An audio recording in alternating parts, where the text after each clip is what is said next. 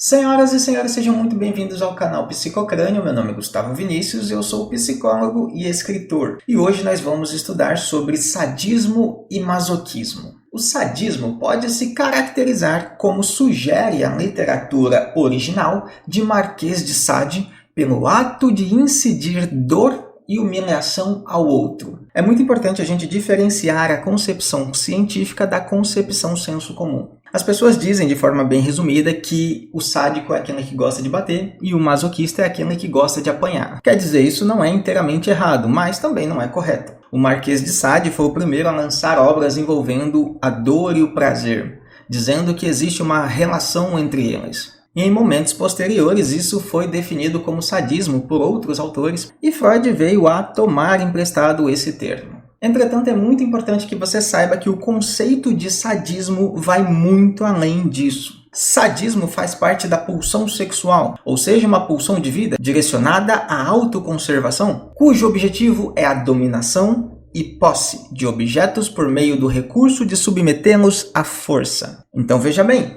cientificamente, pela psicanálise, o sadismo está mais envolvido com o controle do que com a dor.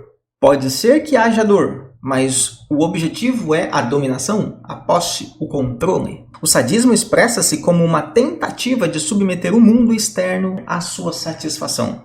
Se você pensar do ponto de vista pulsional, o fato de que toda pulsão requer uma satisfação, o sadismo é um direcionamento de energia para o ambiente, para o externo, ou até mesmo para pessoas, para objetos, na intenção de submeter esses objetos à força para satisfazer os seus impulsos, os seus desejos, as suas pulsões. Numa insatisfação, é comum dirigir ao externo uma agressividade na tentativa de modificá-lo para obter satisfação. E aqui o Freud cita a pulsão de domínio. Quer dizer, o organismo tem a necessidade de uma satisfação, não consegue satisfazê-lo, então isso gera uma agressividade, uma frustração que faz com que ele busque manipular a situação em si para que as suas pulsões sejam satisfeitas. Se você parar para pensar, isso tem muito a ver com sobrevivência e adaptação, uma pulsão de vida. E não necessariamente quer dizer que a pessoa quer bater em alguém na cama enquanto está realizando seus atos sexuais. De certa forma, o sadismo envolve uma posição ativa, uma posição daquele que age para a modificação, para a satisfação dos impulsos. Já o masoquismo visa a obtenção do prazer pelo desprazer. E como desprazer pode-se entender submissão, autofragilização, sofrimento, atendendo aos mandamentos internos da inata pulsão de morte. É sempre bom a gente lembrar que quando se fala de pulsão de morte, fala-se de um impulso para a volta do estado inorgânico, o estado de não sentir, o estado de estar completamente sem sensações, um estado completo de descanso ou talvez de morte. Por isso o nome pulsão de morte. Eu vou te dar um exemplo muito simples para você entender a dinâmica do sadismo e do masoquismo. Todos nós, seres humanos, desempenhamos em um momento ou outro esses dois papéis. Ele é necessário para a subjetivação da vida. Quando nós nascemos, por exemplo, somos bebês indefesos e estamos sim numa condição total de passividade, de masoquismo. A gente não consegue se alimentar, a gente não consegue vestir roupas, a gente não consegue se aquecer, a gente não consegue dar a nós mesmos um colo, afeto, a gente não consegue de fato sobreviver. Estamos em total fase de masoquismo. E para que a gente consiga sobreviver, precisamos de uma pessoa que esteja disposta a desempenhar o papel de sádico. Uma pessoa que exerça total controle sobre nós. Uma pessoa que saiba decidir o que é bom e o que é ruim para nós. Uma pessoa que esteja sempre dizendo para nós o que fazer, como fazer, de que maneira agir, o que é bom, o que é mal, o que é certo, o que é errado. Estamos numa completa dependência. Só que como é um bebê, uma criança, é muito aceito por todos que seja assim, porque a gente entende a necessidade. Entretanto, à medida que vai se tornando adulto, é necessário que a pessoa deixe de ser completamente masoquista. O masoquismo, como sugere a literatura original de Sacher-Masoch, é desempenhar o papel de dominado por um sádico, sendo aquele que sofre a ação agressiva e sente prazer. Ou seja, é basicamente o retorno da energia do sadismo direcionada para si próprio. Se você estivesse perguntando o que vem primeiro, se é o sadismo, se é o masoquismo, deixa eu te dizer uma coisa. Esse não é um conceito estruturado por fases. Freud diz que o sadismo e o masoquismo coexistem dentro de nós. Eles existem ao mesmo tempo. E tanto no sadismo quanto no masoquismo existe um prazer, uma satisfação dos seus impulsos internos. Agora, o que origina, o que motiva as pulsões é um assunto muito mais complexo e muito mais intenso e que requer muito mais estudo. O masoquismo, ele se coloca na posição passiva, na posição daquele que sofre a intervenção, a humilhação, o sofrimento e o comando de alguém. Porém, ele busca se colocar nessa posição e, portanto, essa busca é ativa, apesar da posição passiva. Existe um masoquismo primário, que está relacionado a um tempo em que a agressividade não estaria voltada para um objeto externo. Tanto o sadismo quanto o masoquismo estão relacionados a uma agressividade, a uma raiva direcionada para algo. Entretanto, ao ponto em que o sadismo é a agressividade direcionada para o externo, o masoquismo é a agressividade direcionada para dentro, para o si próprio. E um masoquismo secundário seria o retorno do sadismo, que antes era dirigido a um objeto externo, agora é dirigido sobre a própria pessoa, só que o masoquismo secundário ele funciona de uma forma mais superegóica. Já não seria o próprio indivíduo direcionando a agressividade para si, mas usando subterfúgios e outros fatores para dirigir essa agressividade a si. O masoquismo secundário instala-se em um segundo momento e a sua formação decorre de outros fatores associados a culpas, castigos, autopunições ou induzir a que outros o punam, determinados pela ação inconsciente de um superego tirânico e cruel. Então veja bem, a questão do masoquismo também é gerar um alívio. Quando a pessoa sente culpa por um ato, por exemplo, o que leva esse indivíduo, quando ele é masoquista, a sentir um alívio e um prazer? O que leva ele à descarga dessa pulsão? Não seria um castigo? Não seria uma punição?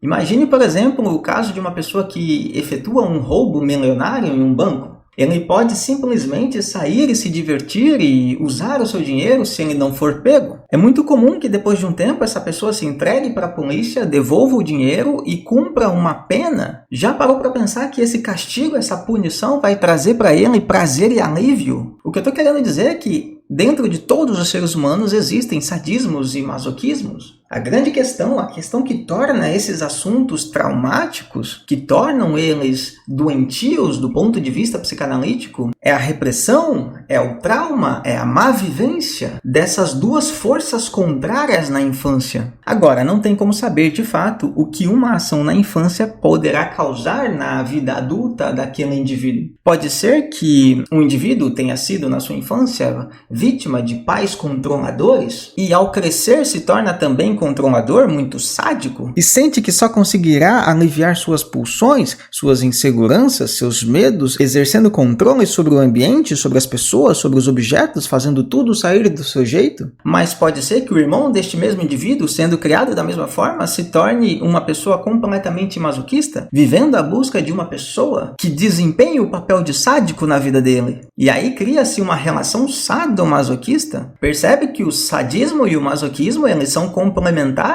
Se você estudou em um dos vídeos anteriores o princípio da constância, você sabe que a repressão gera uma sobrecarga, um desequilíbrio do organismo. E é exatamente isso que faz a pessoa ser desequilibradamente sádica ou masoquista. Agora, as formas, as consequências, não tem como ter 2 mais 2 são 4. Você está estudando ciências humanas. Talvez você pense assim, mas se acontecer isso com fulano, vai acontecer isso. Cara, não tem essa conta. Não é matemática. Você tem que fazer uma análise do paciente. Sadismo e masoquismo coexistem, já falei sobre isso. Ambos são tratados por Freud como uma condição estruturante do eu, do ego. Uma forma de subjetivação. Quer dizer, uma forma de vir a existir, né? Eu separei aqui uma situação muito comum do masoquista para você ter mais um exemplo para massificar aí na sua cabeça uma das formas em que o masoquismo pode agir na vida de um indivíduo. O masoquismo pode estar ligado ao medo de desamparo. Neste caso, pode funcionar como uma moeda de troca.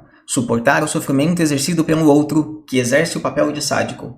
para não ter que lidar com o medo catastrófico de ser abandonado. Você pode reparar que as pessoas que foram abandonadas na infância têm uma resistência maior a se colocar em situações de sofrimento. E pode ser que haja até um certo prazer nisso, porque ela pode estar entendendo que o fato de resistir ao sofrimento significa que a pessoa ficará com ela. Daí ela pode acabar colocando a outra pessoa, até mesmo de forma inconsciente, a desempenhar o papel de sádico na vida dela. Nesse caso, pode ser que a pessoa abandonada, que veio a se tornar desreguladamente masoquista, pode estar sentindo um sentimento de culpa pelo abandono que sofreu, e a vivência de uma situação ruim, de uma situação humilhante, de uma situação sofredora, pode estar servindo como uma punição, como um descarrego da sensação de culpa. E o medo do abandono e do desamparo pode ser gerado não só pelo abandono na infância, mas por altas críticas, por uma autoestima completamente destruída pelas críticas.